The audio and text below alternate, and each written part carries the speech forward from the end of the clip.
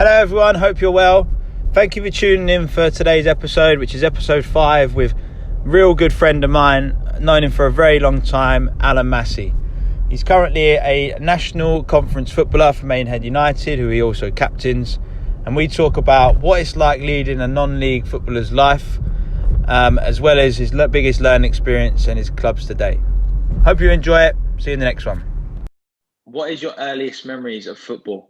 So growing up, playing, might be school days. What is your earliest memories? Most of the earliest was mostly going to football with my dad. He was managing a men's side, so I used to go to football with him every Saturday afternoon. Sunday mornings I'd be with him, so I'd be always kicking around with the other kids that would go with their dads. And then playing wise, mostly just playing on a Saturday morning, local side, which then moved me on to playing Sunday mornings for another local side as a kid. And really growing all the way through until I was 17, just playing local football with mates that I was at school with and things like that. So just your regular local football, nothing major in my early days. But I think, the earliest memory would be going on a Saturday afternoon with dad to football when he was managing, and just being involved and around it and having a kick around with the lads, and just enjoying it and that little buzz you get on a match days. Yeah. And did you play after school? Did you go out and play most days after school? Always. Obviously, when we were kids, you had no iPads or anything like that around, so you'd sort of arrange with your mates at school to meet up or whatever time down the park, and you'd up the park, and then, as I always said, jumpers for goalposts. Jumpers for goalposts. You'd come home filthy when the lights came on, and but no, it was great. Yeah, playing with your mates after school, just out having a laugh and a kick around. Good fun. Good. And what was your first grassroots club that you played for? I was at a local side on a Saturday called Holy Trinity. Played in a Saturday morning league, and then I went to Penn and Tyler's when I was 11, I think it was, which is Sunday mornings. Bit of a better standard than the Saturdays. Some good players that played in that have gone through and had good semi-pro careers. But yeah, it's just playing with friends, mate. It's a great feeling when you're playing with friends, especially when you're winning. And you can enjoy it with them. Good. I only had the pleasure, I think, of playing with you once, didn't I? Yeah, we didn't play together many times, mate. It was a couple of times, but obviously grew up at the same club, didn't we? You were the year above. I think we were both lucky. We were both part of successful sides that did well year in, year out. So it was quite good, like a comparison for the 2-year groups. And if you were winning, we were winning. When everyone was back to the clubhouse, you want to know if they'd won or we'd won. And I think it helps, gives you that little bit of competitive edge as well. That was one thing for me that I don't think you see it as often anymore, is the culture that we had within those two sides. Like you said, we'd both play on a Sunday morning, normally both end up winning, and then you'd see probably at least 80% of each squad piled into the clubhouse, all gelling with each other, all order, like drink. Obviously the parents would drink and stuff, and we'd go out and play football even more. And unfortunately, you just don't really get that culture anymore, do you? No, I think it was a great atmosphere, I think, up there at the time. I think the first team were doing quite well as well, and the whole club was moving in a good direction. But to have the two sides and everyone would be back up there on a Sunday, you'd have Super Sunday on. If we weren't watching that, as you say, we'd be out having another kick around outside with everybody and gelling. And it's some good memories from when we were young. Yeah, definitely. Right, we'll move on. So, just give us a brief background into the clubs you played for, and also tell us which club you probably had the steepest learning curve into obviously reaching your full potential. So obviously I said up until 16 I was at Penn with you, and then I went on one of these pay scheme academy things with your education. It wasn't part of a pro club. It was done out of Beaconsfield Cycle at the time and linked with Blackwell College, doing a sport and exercise science degree, diploma, and then playing football. And from there was a link with Wycombe Wanderers, and they had a few injuries. I'd started the season quite well, so I went down and played a few games for them, and that led on to me signing as a second-year YT. Then signed a first-year pro. Went out on loan from there a couple of times into non-league to to learn the trade, as they say, and learn about men's football, get beaten up a little bit, and learn the real grit of what it's like to play first team football.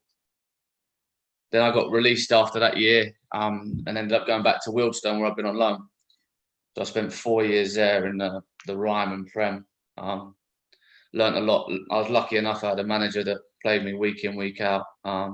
Gave me the opportunity as a 19-year-old centre half just to go and play. Was that Gordon? Yeah, Gordon Bartlett. Yeah. He gave me a great opportunity just to go and learn the game, work on the game for me, and improve as a player. From there, my now current manager, Alan Devonshire, came in for me, and I went to Braintree in the Conference Premier. Had 3 good years there with him. And then he moved back to Maidenhead, and the journey for me had become a bit too much from near Wickham to Braintree. It was hard. It was a bit too much. So with him moving down the road to Maidenhead, and I'm still there now. This is my 6th season there. So I've not really jumped about too much. I've been lucky. I've had some very good non-league managers that have been around and know the game. Both played the game, especially obviously I'm with Dev now, and he's England international, won the FA Cup. But I'd say mostly the biggest learning curve for me was the two, I say 2.5 years I had at Wickham. I'd not really had any proper coaching until I went there. And I was lucky enough to have 2 defenders as my coaches while I was there, Ian Culverhouse and Scott Marshall. And I think I improved so much in that 2 years and learned so much that I still use today when I'm playing. And obviously I'm in amongst lads that have been at academies all their life, growing up all through the ages, had all the coaching, and then you're with and around the first team, and you've got players that have played in the Prem and dropped down, and you have to learn quickly or you get found out. And it was tough. But it was such a good experience to be amongst those players that were there at the time, and it improved me massively in that 2 years. Yeah. And it helped me when I went back into non-league with dealing with what that throws at you. So I'd say for me that is mostly the biggest learning curve, but also being in full-time training as well makes a massive difference. You've got your time to work on things. You can tap into the knowledge of people that are there, that have played the game, have been in the game.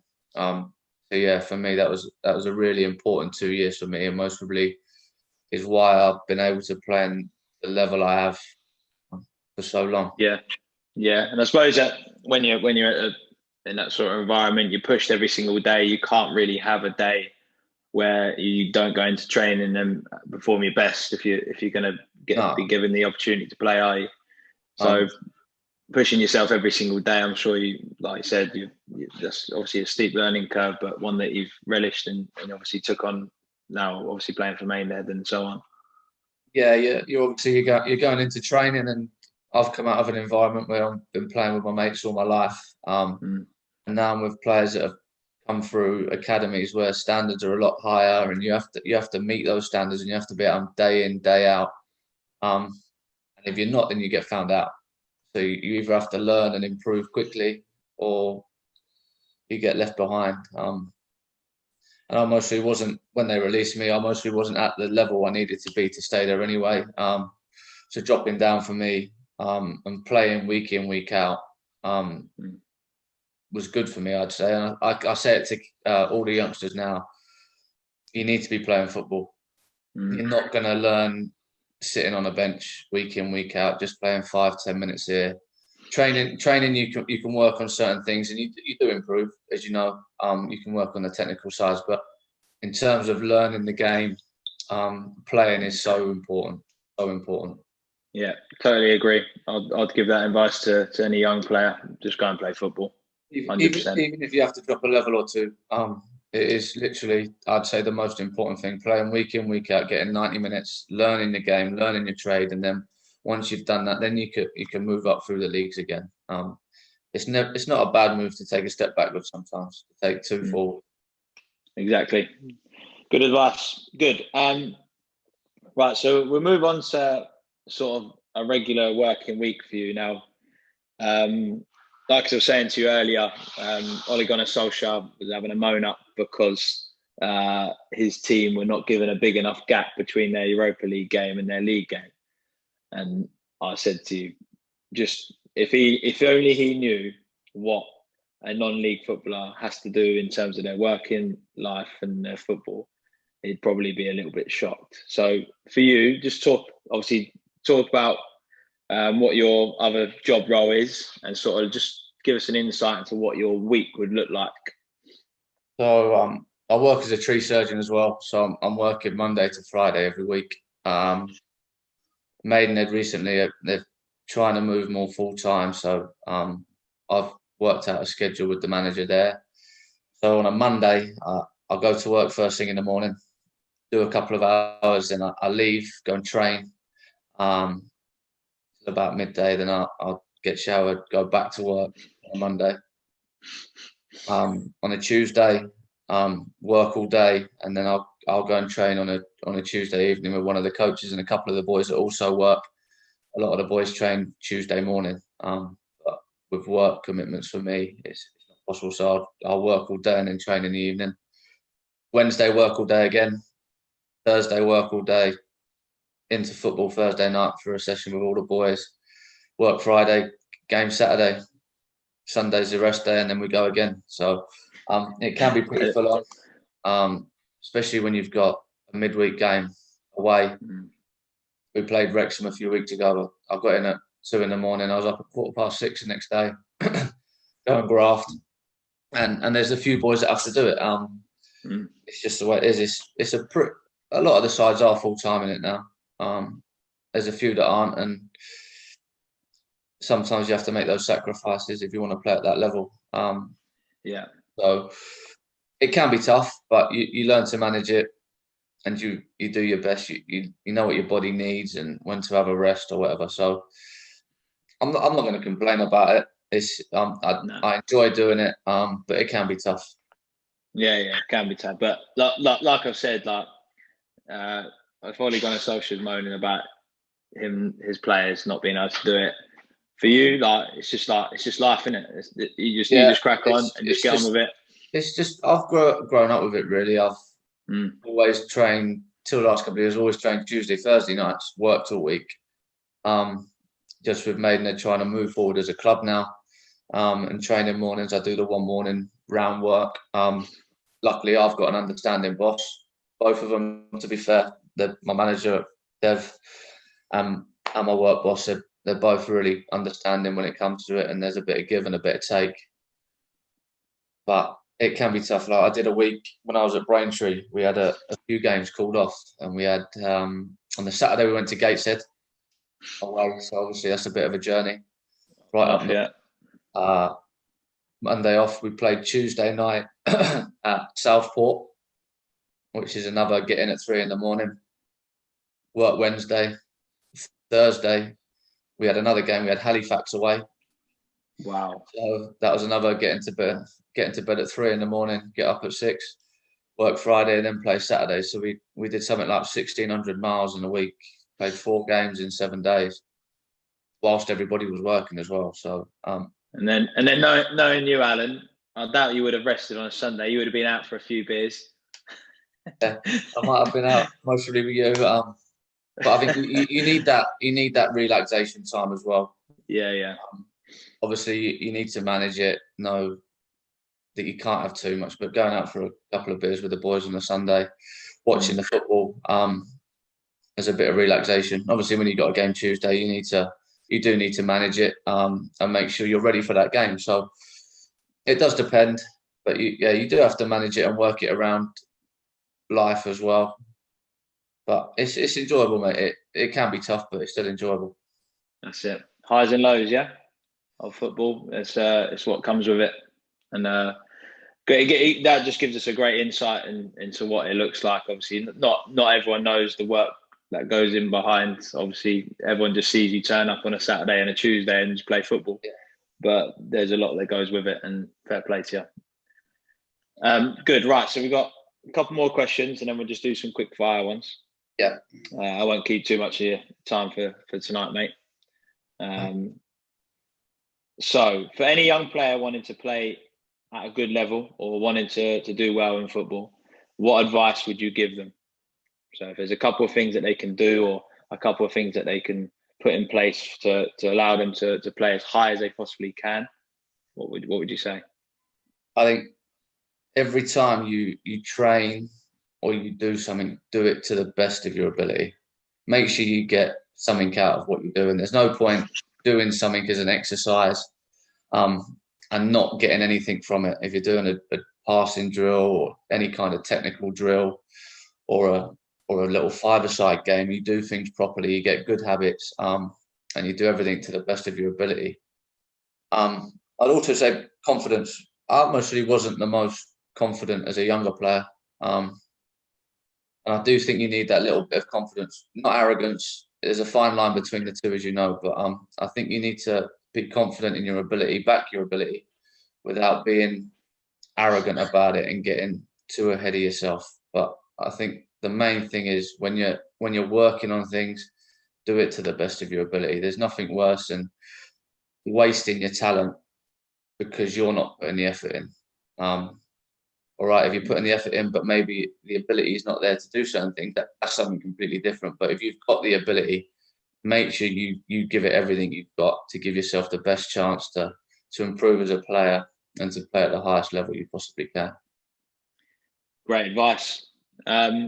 Obviously, got a good few, well, a couple more good years in you, yeah. But will you look to go into coaching, management? What's more appealing to you, coaching or managing?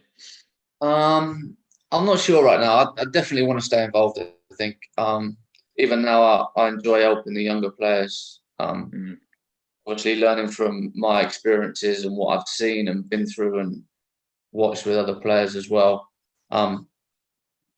It is enjoyable helping those younger players, and then watching them push on and achieve their potential is rewarding, as you will know. So I'll definitely stay involved, whether it's management or coaching yet, I'm not sure, but I definitely do want to stay involved in some way, shape or form. Good stuff, mate. Right, we're just going to go on to some quick fire questions. So I'm going to ask you sort of like the best. Well, we'll go through them and just sort of try and elaborate a little bit. So your reasons behind that, or if there's something that stuck out for you that obviously is why you picked that person, then just go for it. So best coach first, just coach. I'd mostly say the best coach I had was Ian Culverhouse at Wickham.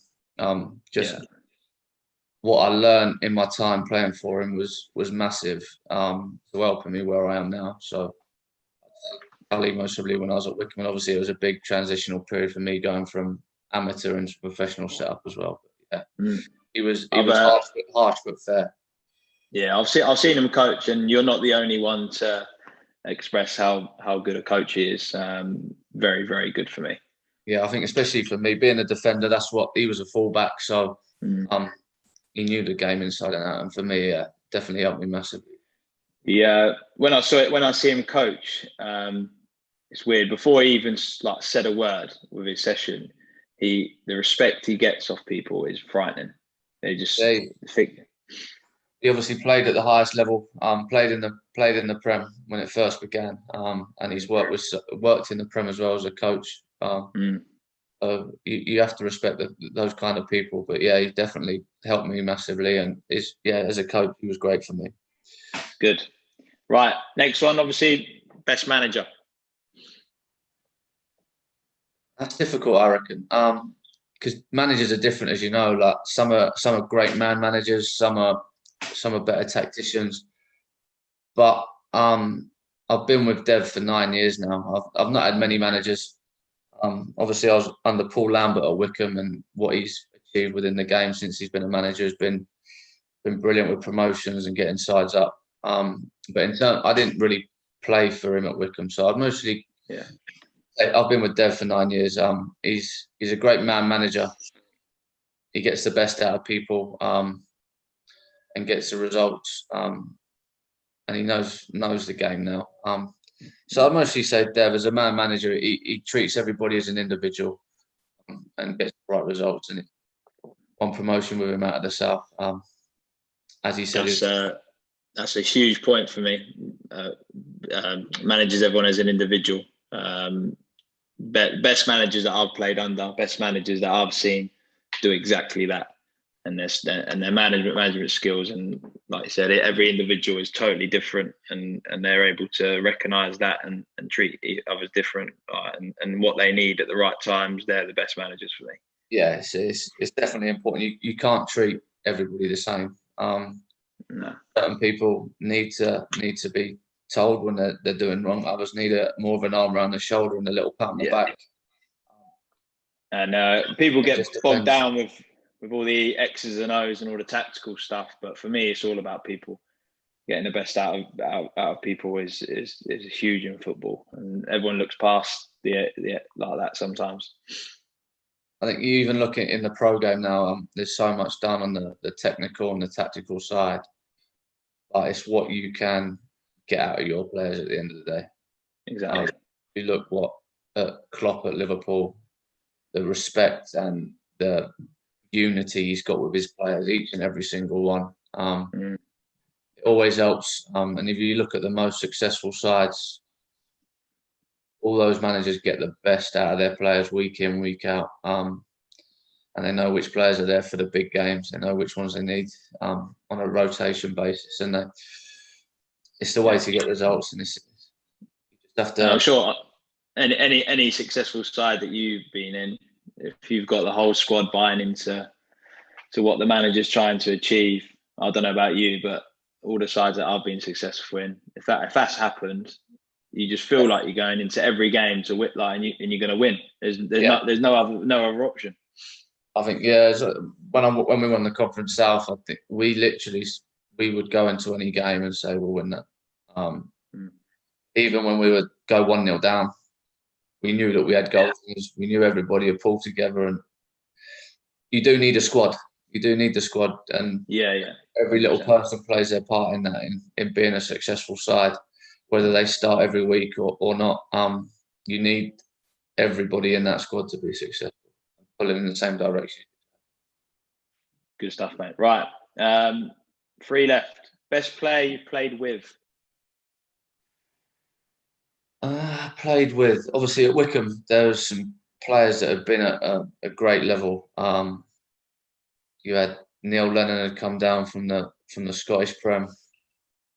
Gary Holt had come down from the Prem. Then people like Russell Martin, Mike Williamson, Roger Johnson went on to play in the Prem after that. So, but I was just training with them. I think looking at the players I've played with, the year we won the league, Tarp's got 46 goals. I think it is. Yeah, he was ridiculous, wasn't he? Get that in a league season is unbelievable from one player. And I look at, we've got a lad called James Comley, central midfielder, unbelievable ability, great feet on him, can find a pass. So I think, as they say, goal scoring is one of the hardest things to do in football. So I think for Tarp to get 46 goals that season, I think just on that season alone, he was unplayable at times. And he had a partnership with the other centre forward, of course, but to get that amount of goals in 1 year is a phenomenal effort. And then did you have Pritchard on one side and Barrett on the other? Was that Yeah, so we've got those two as wingers. Both went off to the Football League after that. Both earned themselves a move from the performances. Tarps went off to the Football League as well. So no, it's not a bad front four, is it? Bloody hell. We've got that as your front four, and then we had Marksy, who'd been around. He'd won the Conference South before. Great experience, great lad around the dressing room. He didn't make Tarps, or help Tarps, should I say, achieve what he achieved, but to score that many goals in 1 year is an unbelievable effort. Good stuff, mate. Right, 2 left. So, best player you played against? Played against. I remember you saying, did you play against Gillespie once? And he turned you inside out. Is that right? Yeah, you don't want to remind me of that one. So we played. I was at Wickham at the time, and Northern Ireland were playing England. So we played them in a behind closed doors friendly just to give them like a training game.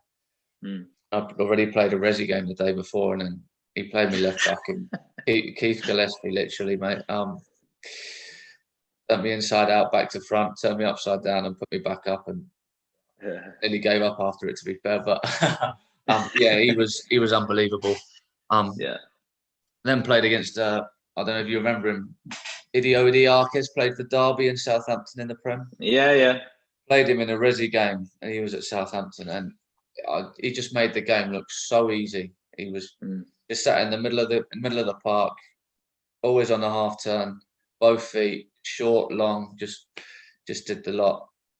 But I think most probably, if we look in first team football that I've played in the conference, there's a lad that came up from the north the same year that we came up, called Danny Rowe, that filed, and he scored similar goals to Tharps that year, and he's got an unbelievable finish on him, left foot, right foot, unbelievable strike, but he'll score all kinds of goals. Ball from the cross, he'll get it, he'll turn you, he'll shift it, he'll chop, and then he'll hit it with the other one, and he's both-footed. Real difficult one to mark because he's a very intelligent footballer as well. So I think he's most probably one of the best centre forwards I've had to mark in my career. Good stuff, mate. Right, and last one, mate. So, would you rather a cup final win or win as league champions? I'd always say league champions. I think to be able to do it over a full season, however many games it is, 44, 46, 42, whatever it is, to be able to maintain those levels over that period of time and finish top of the tree, knowing that you have to be on your game week in, week out, I think is a far better achievement than a cup win. Although I'd take any cup win coming, but out of the two, I think getting a league winners medal and winning a league outright is far harder to do than win a cup competition. Yeah, I agree. I agree with that. I'd take a league win over any. Out of all the interviews I've done so far, I think cup finals winning at the moment. But I think with a cup, you get the euphoria. It's a little bit like that, but I think hard work you put in from the day one of pre-season to the last game of the season, and it is really, you gear up to win the league or to be at the top of the league, and when you can achieve that, it's an unbelievable feeling. I makes you realise why you do it. Yeah, totally agree. Alan, been a pleasure. Thank you for joining us. That's all right, mate. No worries. I'm sure anyone watching this will enjoy what you have to say. And obviously, good luck for the season. Yes, mate. You too. When you can get back to playing. Yeah, it's depressing for us, mate. Can't Dev's just like, I'll come on and just do the water or something like that. Just keep me involved. I'll have a word. See what you can do. I'm like bouncing off the walls trying to like think about playing, but yeah. I know we had Saturday afternoon, sat at home. I'm like, what am I doing? Football, weird feeling when you're not doing it. Yeah, no coaching, no playing for the month, driving the missus mad. Great release in it, football as well with the lads. Enjoying or doing something you enjoy on a Saturday afternoon is great. So when it's not there, you do miss it. Yeah, what game was I was watching? The Chorley v Wigan. The change room was going off after the game, and I was just thinking, just imagine not having the opportunity to do that, and just seeing how buzzing their change room was after beating Wigan. It's just the little things like that obviously make football so special. Yeah, and there is that saying, isn't there? There's no friends in football, but I think along the way you do pick up a couple of mates that you'll remain friends with for life. Especially when you've been part of a successful side, bonded over that. Whatever you've done or achieved, you do find some good friends in football. Yeah, certainly, mate. Well, Alan, take care, mate. You too, mate, and we'll catch up soon. Catch up soon, pal.